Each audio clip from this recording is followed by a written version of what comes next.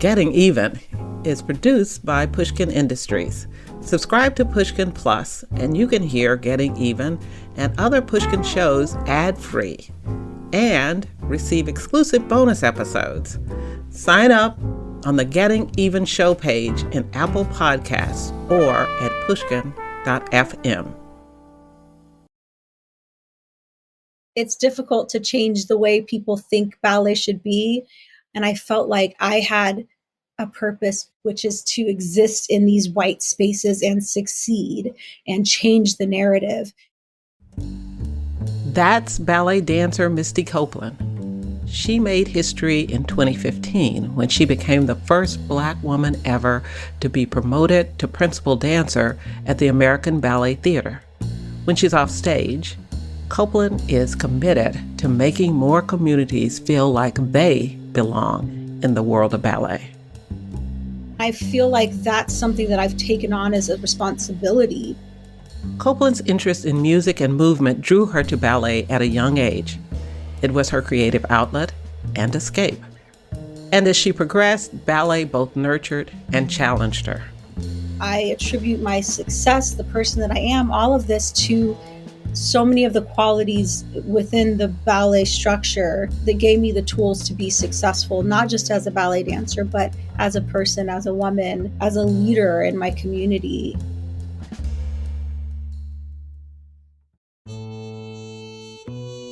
I'm Anita Hill.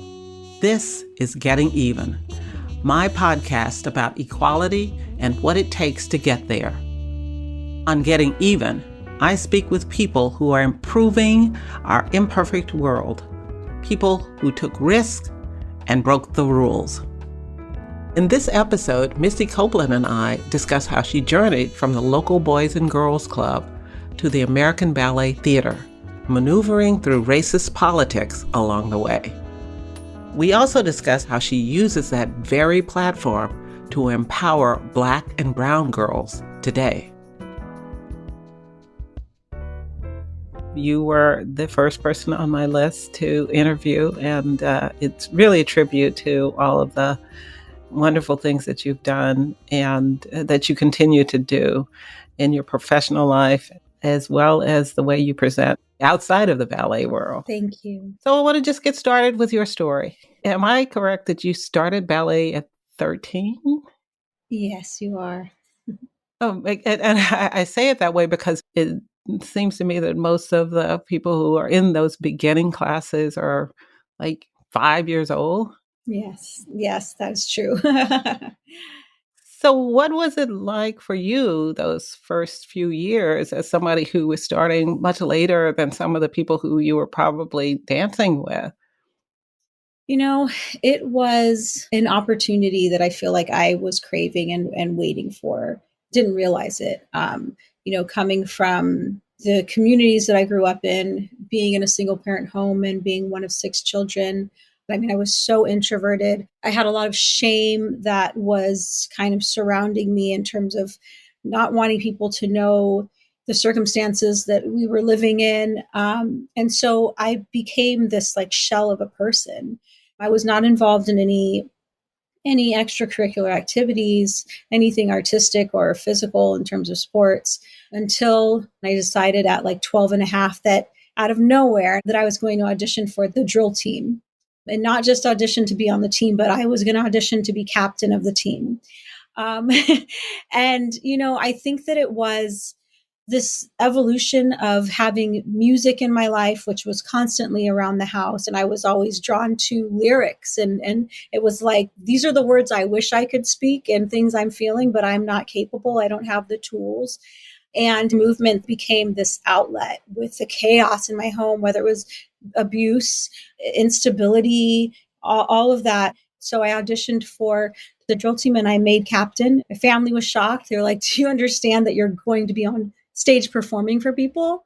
And it was interesting because being on a stage was the one space that I felt protected. I felt like I could express myself and communicate to the audience, but I didn't have to see them. They weren't going to respond in a way that I had to like address what they were thinking or their opinion. The teacher who was running the drill team saw potential in me, and she suggested I take a free ballet class that was being offered at my local Boys and Girls Club. So it was at 13 years old that I really entered into ballet. I took my first ballet class on a basketball court at my club, and the teacher who was teaching from the local ballet school, she immediately said, "I think you're a prodigy, and I want to take you into my school on full scholarship." She eventually invited me to live with her. And from the moment that I stepped into her studio, the goal was for me to dance professionally. And American Ballet Theatre was always the goal. So it was a clear vision of what I was working towards, but I just fell in love with this thing that gave me a purpose, gave me a way to grow as a human being. And I just feel like it saved my life. You said so many things that just caught my attention. You said there was a teacher, there was music that said what you wanted to say, but didn't have the artistry to say it. And you said Boys and Girls Club. So those seem to be the really important elements of your life that helped you in what you describe as an unstable situation. Mm-hmm. Absolutely. And all of those things are still so important in my life. So what music were you listening to?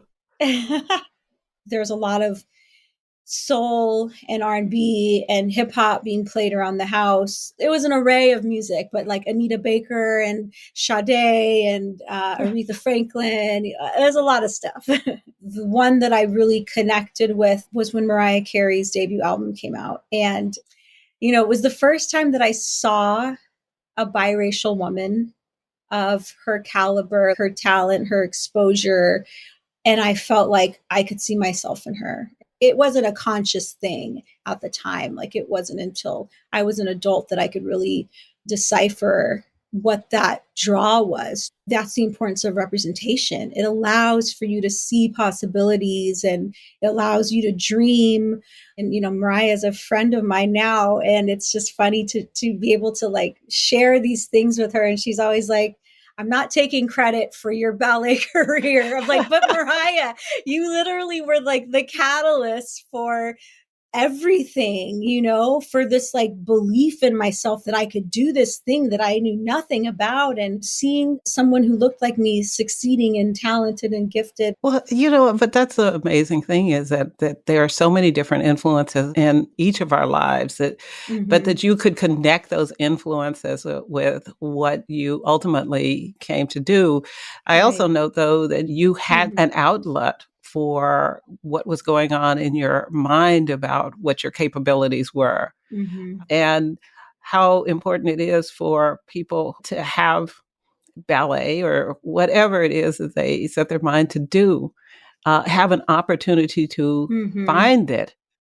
Yes. But I imagine that ballet was not available for everyone in your area. You're absolutely right. And that's why I'm so passionate about, first of all, identifying the beauty in classical dance and all the positives that there are in terms of like how it helped me as a young person to develop as a human being. That's why I'm such an advocate for creating opportunities for it to be accessible to more communities, and then kind of changing the narrative and the outlook on how these communities see dance and that they do belong in those spaces. I attribute my success, the person that I am, all of this to so many of the qualities within the ballet structure that gave me the tools to be successful, not just as a ballet dancer, but as a person, as a woman, as a leader in my community. And for me, as Misty, the Black ballerina, it's kind of picking apart what are the things that need to change and evolve in ballet, but what are the amazing things about it that can help so many children? Right out of the box, let's say, you were thinking way ahead. I mean, not that you were just going to learn ballet, but that you were going to have a career in ballet. Yeah. Yeah. I mean, I think that says something about who you are too. That you had an ambition. You were ambitious. I don't think that consciously I was like, I'm focused. I'm going to be a professional. But it was like, I love this. And there's no way I could live my life without having it.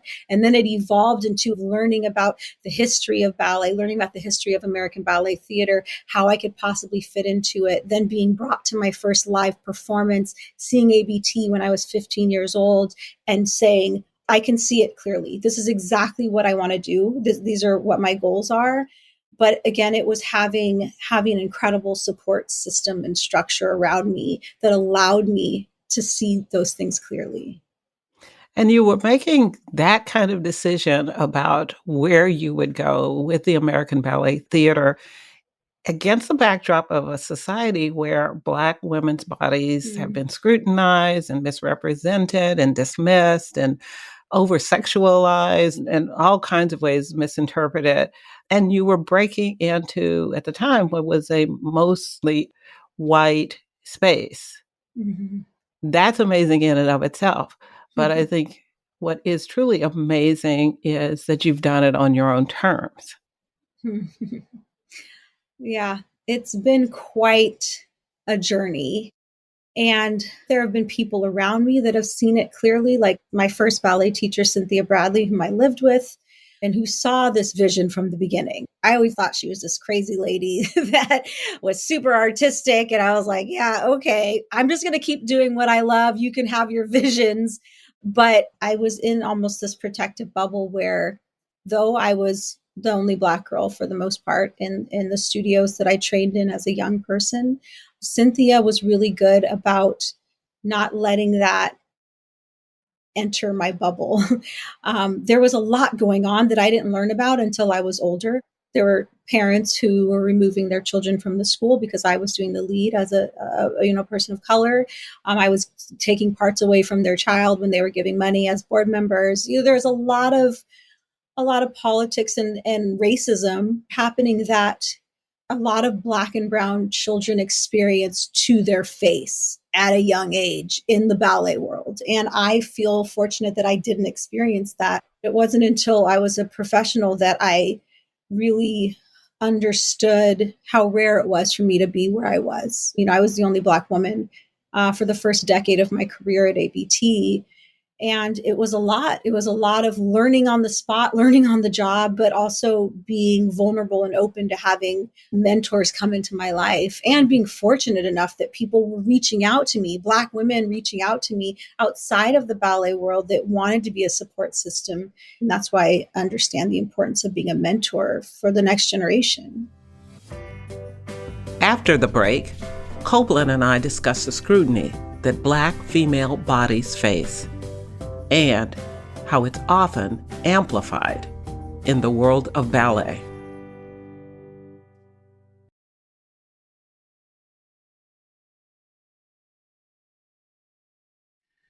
You're listening to Getting Even. I'm Anita Hill.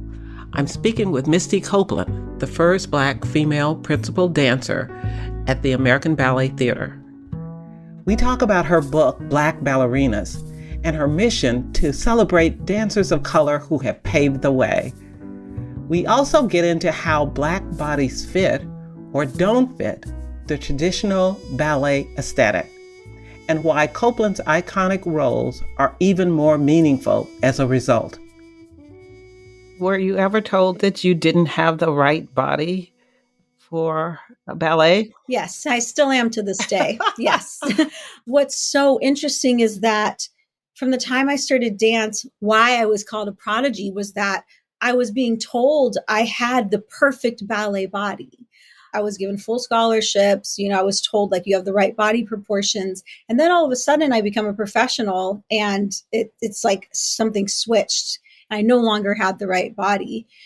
And a lot of that was deciphering what that language means. And the more I was exposed to other dancers of color, other Black women in the ballet world, the more you realize, oh, that's just code for you don't have the right skin color and you will not fit into a corps de ballet. You will bring imbalance to this white sea of dancers. It was a lot to take in. And in a ballet company, there's no mentorship program. There's no guidance. I moved to New York City straight out of high school at 17 on my own. And you're just kind of thrown into the sea, you sink or swim. And it was important that I had incredible women that came into my life that kind of put that life vest on me and helped me to like figure it out. So do you think that a part of it too is not just not fitting into the particular aesthetic, but also this historic stereotype that we have of Black Yes. women dancers? I think about Josephine Baker, who was, able to do what she was doing because she was considered to be exotic. Right. And that wasn't really what was happening in ballet, was it? I mean, the exotic was not what they were looking for. No. It's difficult to change the way people think ballet should be. And then it keeps getting repeated. Like, this is what a ballerina should look like. She should be fair-skinned and soft and feminine. And Black women are not often depicted that way or given an opportunity to be seen that way. Which is why it's so important, for me to take on roles like Juliet and Romeo and Juliet, or the White Swan in Swan Lake. These are all roles that have been kept from Black women for generations and generations because they're seen as the opposite of what Black women are seen as. I think what happened with me is that I got to a point where a lot of Black dancers get to, where, first of all, the opportunities stop and you're not surrounded by people who have been through what you've been through. There's no real documentation of our history. It's not like we can open up a history book. Oh, this person went through this person went through this, and you kind of pick up from where they left off, learn from their experiences. We don't have that. And I feel like that's something that I've taken on as a responsibility. I feel like I'm in this position to create our own narrative and write our history. And, that was really the reasoning for me writing Black Ballerinas, My Journey to Our Legacy, was to be able to share this 20-year journey that I've had being a professional with American Ballet Theatre.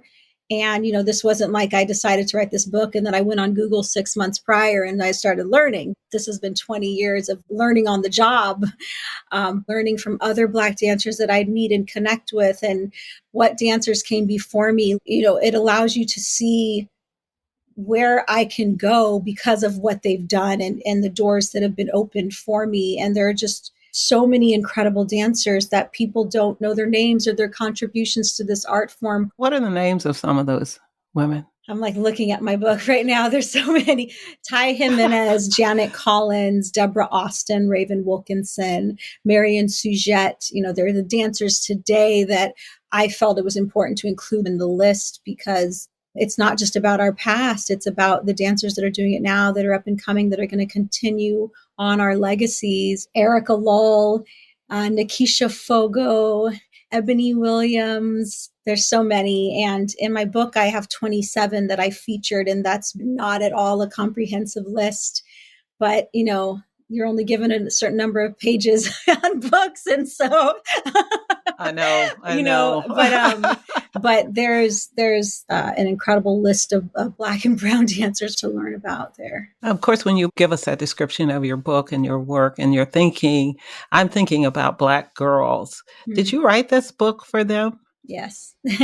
Of course, everything that I do, I want it to be for everyone, even if it's different communities learning about what it is to be a Black woman, what it is to be a Black dancer in this world. It's for everyone. But of course, from my first book, my memoir, the through line throughout the entire book was, this is for the little brown girls, and so of course, those are the people that are often excluded when it comes to opportunities, when it comes to being nurtured and told they're beautiful and told they're important.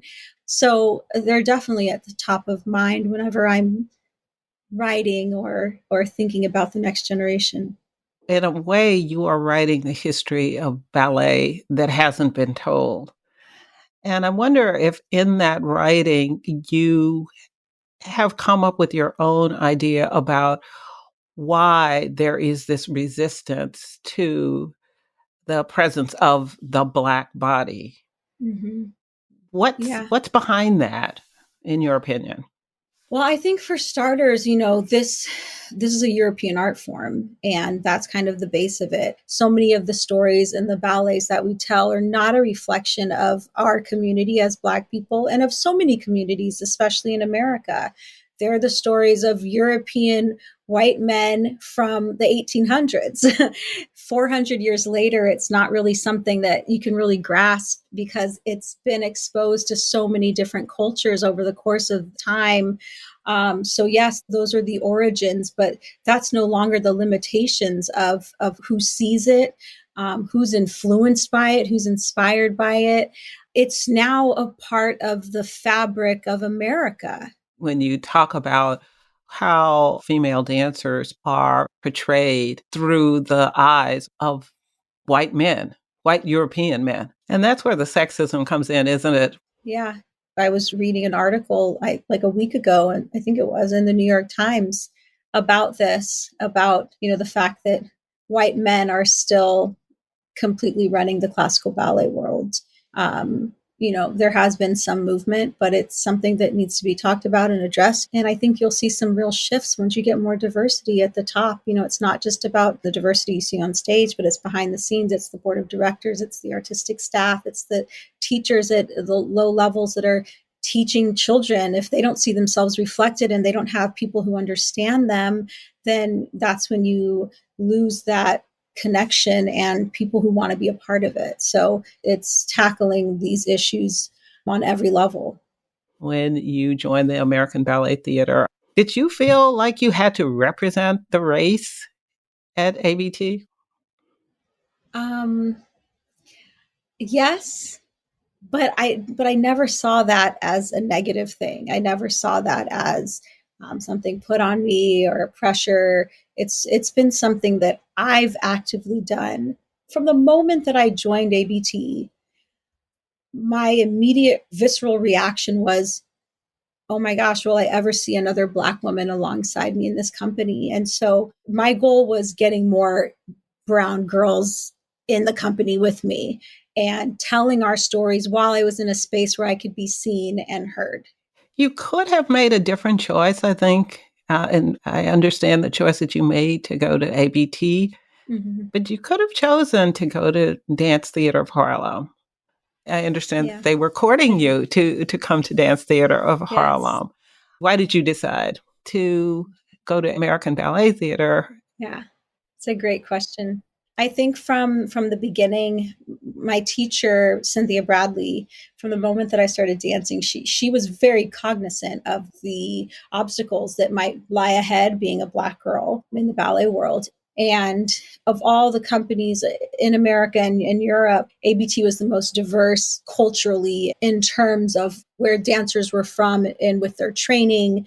Most companies are connected to a school. You have to train through their school in their technique to get into the company. That's why all the dancers look similar. But at ABT, they allow dancers from all over the world to come into their company, and they liked that they looked different. And so she felt like that's a place where she can thrive.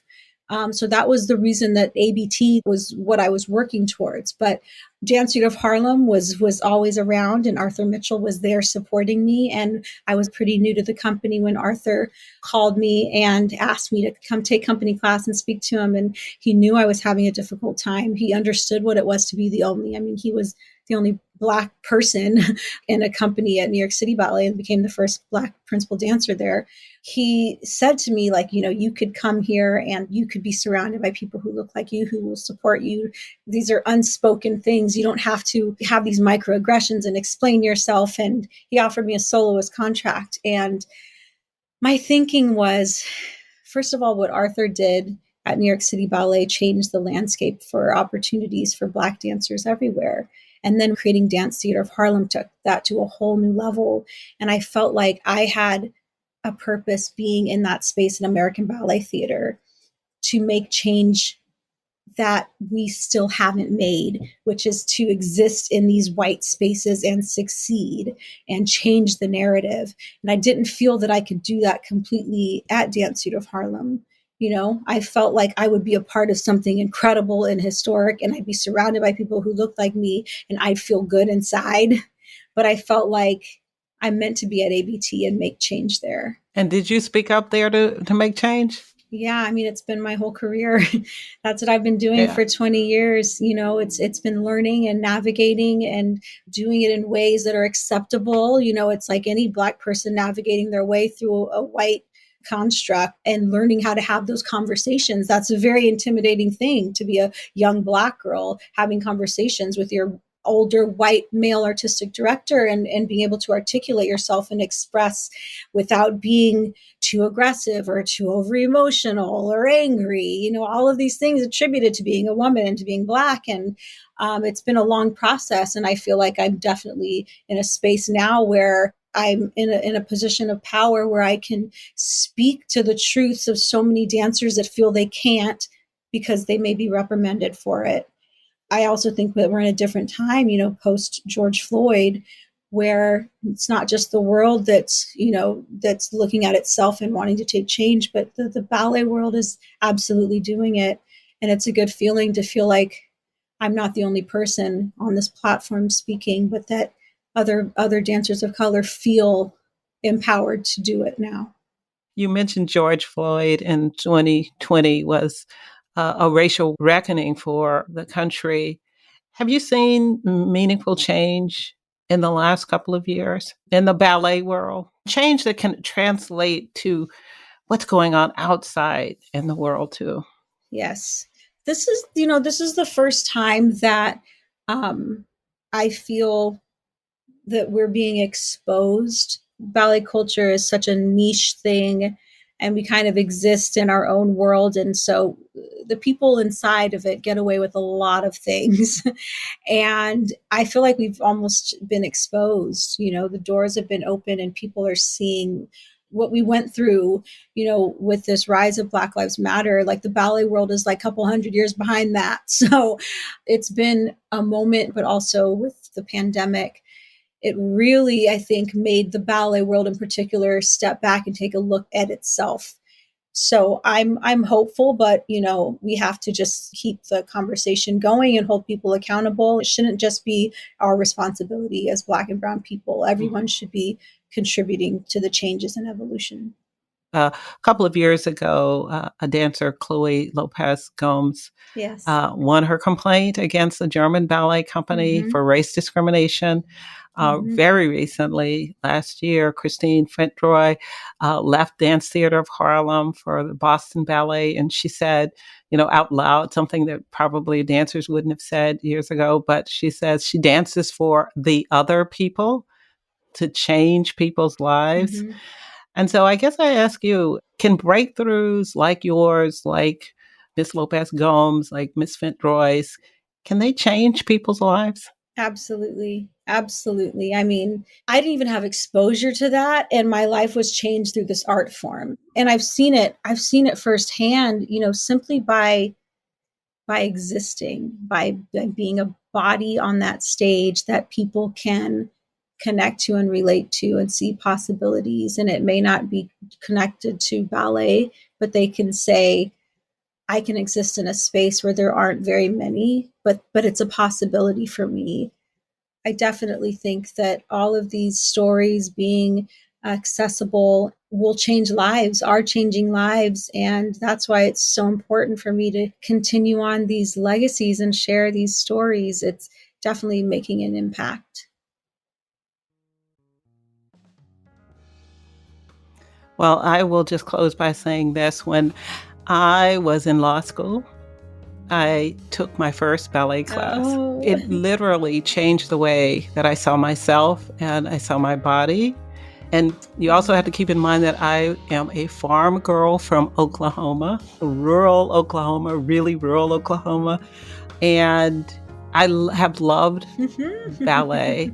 And wow. I think you're absolutely right that ballet can change people's perspective of life.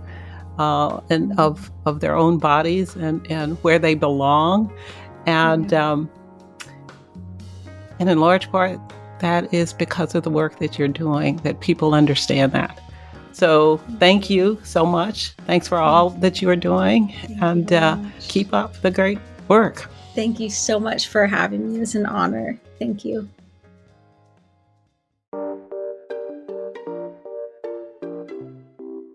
Misty Copeland's story reminds us that opportunity and support can change a person's life, and how that, in turn, can change our world. Along with her immense talent, determination, and hard work, Copeland's legacy will be her commitment to creating a career on her own terms. She is inspiring and uplifting the next generation. We need to give them the support and resources they need to succeed. Resources that are too often lacking for Black and brown girls. Copeland is paying it back and paying it forward, lifting up the names of the dancers on whose shoulders she stands and bringing others along with her as she diversifies ballet.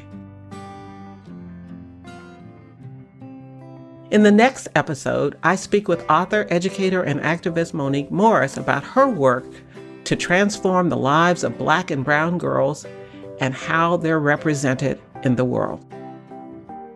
To unpack how we normalized this expectation that Black girls will be loud, sassy, combative, and sexualized without talking about remedy. Getting Even is a production of Pushkin Industries and is written and hosted by me, Anita Hill. It is produced by Mo Laborde and Brittany Brown. Our editor is Sarah Kramer. Our engineer is Amanda K. Wang, and our showrunner is Sasha Matthias. Luis Guerra composed original music for the show. Our executive producers are Mia Lobel and Lital Malad. Our director of development is Justine Lang. At Pushkin, thanks to Heather Fain, Carly Migliori, Jason Gambrell, Julia Barton, John Schnars, and Jacob Weisberg. You can find me on Twitter at Anita Hill and on Facebook at Anita Hill. You can find Pushkin on all social platforms at Pushkin Pods, and you can sign up for our newsletter at pushkin.fm. If you love this show and others from Pushkin Industries, consider subscribing to Pushkin Plus. Subscribe to Pushkin Plus and you can hear Getting Even and other Pushkin shows ad-free and receive exclusive bonus episodes. Sign up on the Getting Even show page in Apple Podcasts or at pushkin.fm. To find more Pushkin podcasts, listen on the iHeartRadio app, Apple Podcasts, or wherever you like to listen.